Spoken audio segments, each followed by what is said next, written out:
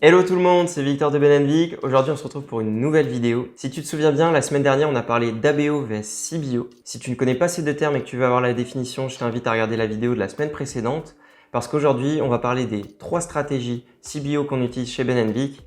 Donc si tu veux tout comprendre, c'est bien d'avoir les bases. Qu'est-ce que la CBO stackée? C'est tout simplement une CBO dans laquelle tu vas mettre 3 ensembles de publicités, un stack d'audience similaire, 3%, un stack des meilleurs intérêts de ton compte publicitaire et un broad. Si tu ne connais pas la définition du broad, c'est tout simplement un ciblage où tu ne mets pas de centre d'intérêt, mais tu choisis seulement des précisions démographiques, l'âge, le genre, la localisation. On va passer sur l'écran pour que je te montre à quoi ça ressemble. Donc, comme tu peux le voir, ici, on a un exemple, CBO stack. Quand on rentre dans cette campagne, on se rend compte qu'on a bien 3 ensembles de publicités, un stack de LLA, un stack d'intérêts et un broad. Dans le stack d'intérêts, je t'invite à mettre entre 5 et 10 intérêts qui ont très bien fonctionné sur ton compte publicitaire. Tout simplement, tu prends ce qui a fonctionné en ABO, tu le dupliques et tu le rajoutes dans la CBO.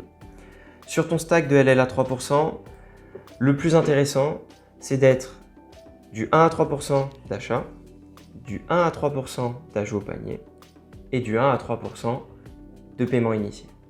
L'objectif, c'est tout simplement de mettre des intérêts qui fonctionnent bien et de laisser Facebook allouer le budget au mieux en fonction des performances qu'il peut en retirer. C'est une stratégie qu'on applique avec des budgets plutôt conséquents. Je te conseille de mettre 200, 300 € dessus. Si tu ne mets que 10 € ou 15 € par jour, tu n'auras pas de résultat. Alors, pourquoi utiliser la CBO stackée?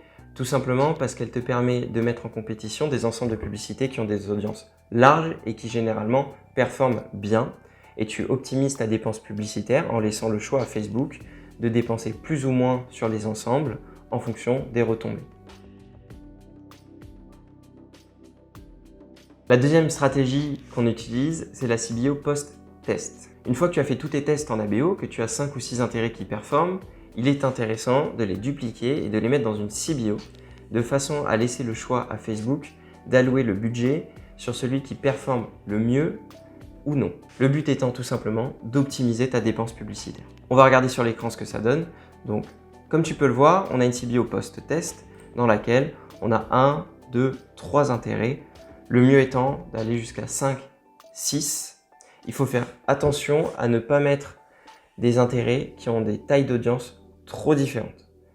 Ne mets pas une audience à 15 millions de personnes avec une audience à 500 000.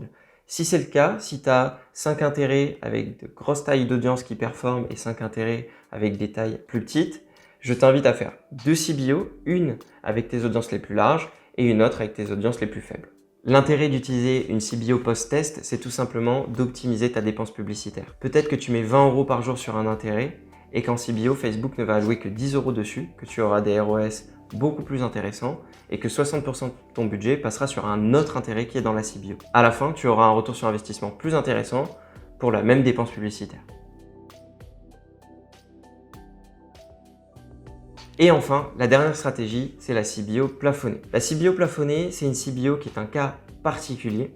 Imaginons que tu as 5 ou 6 intérêts qui tournent en plafond de coût en ABO et que tu te rends compte que les plafonds ne sont pas respectés chez Facebook. C'est peut-être tout simplement que ton budget est trop important sur ton intérêt en ABO et que Facebook va réaliser trop de tests et donc dépasser ton objectif de plafond. Dans ce cas-là, duplique l'ensemble des intérêts dans une CBO, mets ton budget donc au niveau de la campagne et laisse Facebook allouer aux différents ensembles. Il y a des journées où un intérêt aura besoin de plus de budget et performera mieux, ce qui évitera que trop de budget soit alloué à des intérêts qui ne performent pas et où le plafond ne serait pas respecté. Pour te montrer sur l'écran à quoi ça correspond, tu vois, on a une CBO plafond. Dans ta stratégie d'enchère, c'est comme pour un ensemble en ABO, tu mets un plafond de coût. Tu peux modifier le plafond en fonction des différents ensembles. Là, j'ai tout mis à 10 €.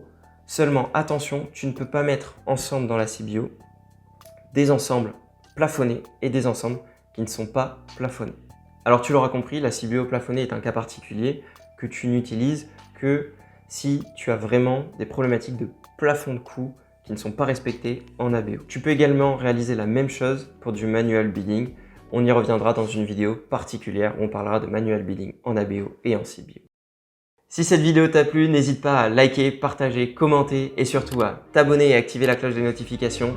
Si tu cherches des conseils pour améliorer ton acquisition en ligne, que tu es intéressé par l'entrepreneuriat, on se retrouve tous les mercredis et tous les vendredis. Ciao!